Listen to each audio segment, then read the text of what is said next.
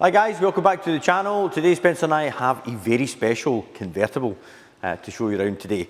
But before we start on with the walk around video, this video was sponsored by WeWon'tBuyAnyCar.com, which is exactly where this lovely example came from. And if you have a sports or prestige vehicle you would love a valuation for, then please do get in touch. There'll be a little link just up here. Click that, read the mileage, and we'll come back to you with a price to sell your car with absolutely no hassle at all. If you haven't visited before, the channel mostly is made up of walk-around videos for potential buyers. We also do car reviews as well, which you can check back through the back catalogue of all the cars that I've had out on the road. Give them a wee watch and see what you think. So, E93. Yes, E93. You'll probably need to correct me a couple of times over the course of the video, Spencer, because I keep on wanting to call it an E92. We haven't had one of these for a long, long time.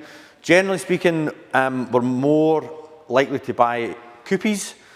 So if it is a convertible, it's been a purchase based on its history, its owners, its mileage, and obviously its condition, which in every single regard this car excels. The lovely girl that sold us the car, Elizabeth, if you're watching, I know you are because that's how you found out it was originally, through YouTube. She's kept the car in great, absolutely fantastic condition. She also bought it as an approved used from Eastern BMW 2 years ago. So the fact that BMW retailed this as an approved used when it was 12 years old? No, sorry, 22. You're worse than me. 12 years old really does speak volumes for the car because by that point, the BMW main agent network are not wanting involved in an older, essentially high-risk unit.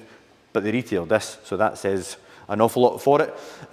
It's space grey, it's got the 19-inch forged wheels, and it also has bamboo beige leather. Now, the word beige, so you get beige, and then you get beige, and you'll need to forgive Spencer, he's actually dying at the moment. He's doing a great job, so hopefully we'll not go through the next 12 minutes with coughing through your television speakers.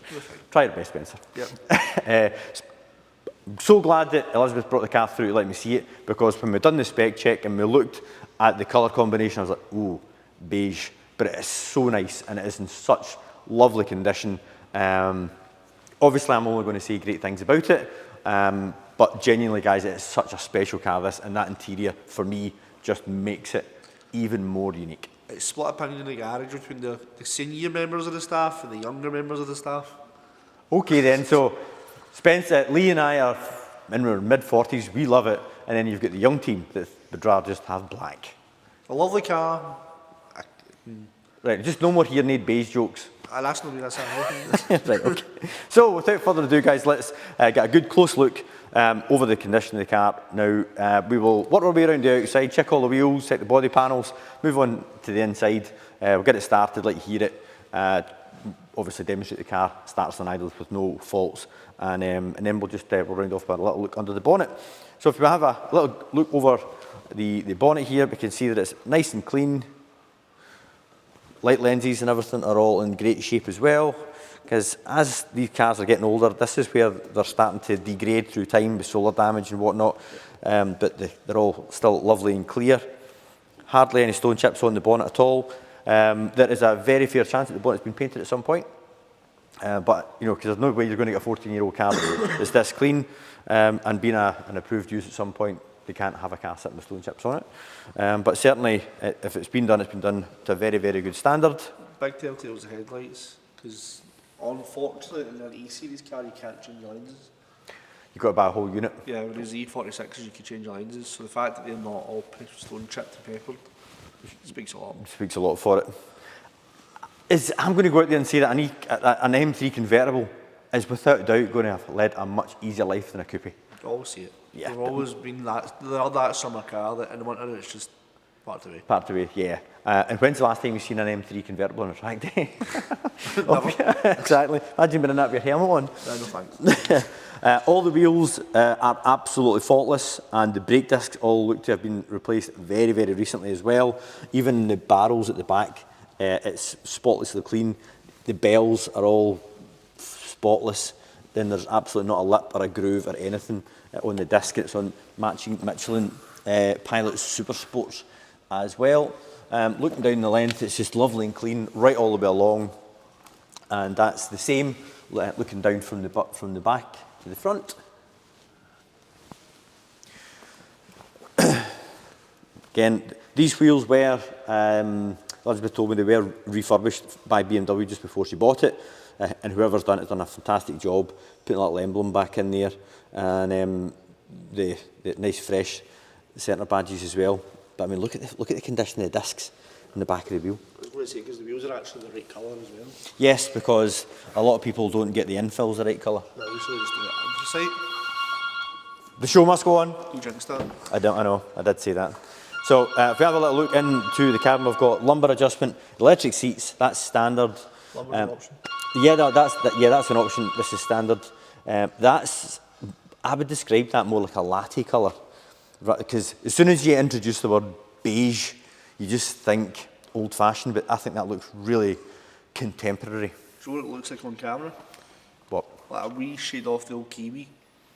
Kiwi? Is that not like a kind of greeny colour? Lemony colour? It's not far off that. No, I'm not seeing that, but it's definitely not beige. Is the It's point not like your typical creamy, beigey, near on, off-white. No, and we haven't even seen the steering wheel yet. So moving out to the back, if ever there was a car to have 4 exhausts, it's an M car, because it's got a big enough engine. Yep. That's got better lights. It's got the LCI lights as well. Now, you can put some stuff in here with the boot away. Is there not something you can press? Is that necessary? Which this one doesn't have. So sometimes you get a little button so you can move all this up. Personally, I hate watching it operate. Yeah. It's one of those cars that if you're going to go in a big and away with the roof down, you just need to accept that you've got quite a limited space in the back, because there's an awful lot to pack away. Aye. Basically half the car. You can see that there's two massive struts and a massive hinge to hold that. Yeah, because this swings back, and also remember when you're operating the roof, make sure it's not reversed up against the wall. Luckily, I've never done that. That happened in here years back. Right. Nice big dent there against the rough cast wall, which was rather sore. Standard everything, standard pipes. The only change in this car is it's got a set of eye backs on it. We do have the original springs. We will fit them at no cost. We have left it like this purely for the fact that no, look, we'll put the standard springs back on and someone will want it like this. Yep. But yeah, so right height, it's pretty low, and if you want it back to standard, it's not an issue. We'll get it over to the guys at Peregrine, they can fit them and then do the alignment to suit. Looking down the length of the driver's side, again, lovely and clean, not a mark on it. Same for the back wheel disc. There is a ton of tread on all 4 tyres. And as I mentioned, they're all Michelin Super Sports. Yep. Come on, you're Mr. Michelin, you should know that. I know, I should know that just by the font, because Yep. I'm a total tyre geek. I think it was all the years working at a go-kart track when I spent hours and hours and hours stacking tyres. So moving on to the inside, outer bolster is in fantastic order. Same with the base outer bolster as well. But look at that steering wheel. Oh. It is matte the entire way around, even up here. Look, window switches, no wear at all. This has got a rubbery coating on it, which if you're not careful, like if you've got jewellery, and as soon as you chip it, it just peels. These were actually one of the few that never got all the rubber stuff, like the E60s at the time. Yeah, that E60 are terrible. Oh, terrible. But yeah, so I mean, it's all the grab handles and everything are all in excellent order. Factory cap overmats, mileage. It is the right size, the right thickness, tricolour stitching on the inside. Even the paddles have got lovely weight to them, and they're metal as well. I think the plastic stuff. 47,040 miles. Fire up. Got the back? Yes. Ready? Ready? Let's put the key in. Oops, sorry, pilot error. So we obviously don't want to upset the entire internet by revving an S65 too hard, rod bearings and blah, blah, blah, blah. So we'll give it a little tickle up to 2.5.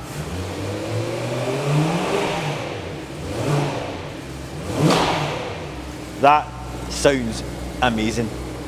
Even just in stock trim. It's how tight it sounds. It's just too good.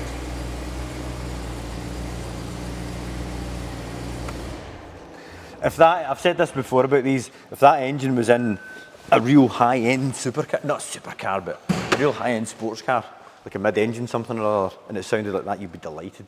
I'd love to went back when these were new, you didn't want to pick it up because nobody ever knew what they were like. And you heard that. Oh my God, they put a V8 in an M3? Yeah. Yeah, I'm so glad they did. So the loveliness continues. It's just spotless in every way.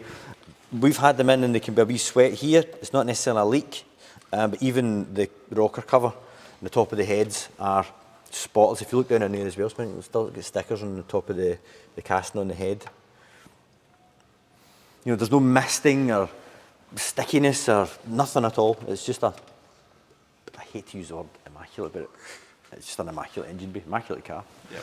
So, we need to go and phone someone back, so we better round off this video before we start going on about... Another tangent. Yeah, about beige or immaculateness or whatever. Yep.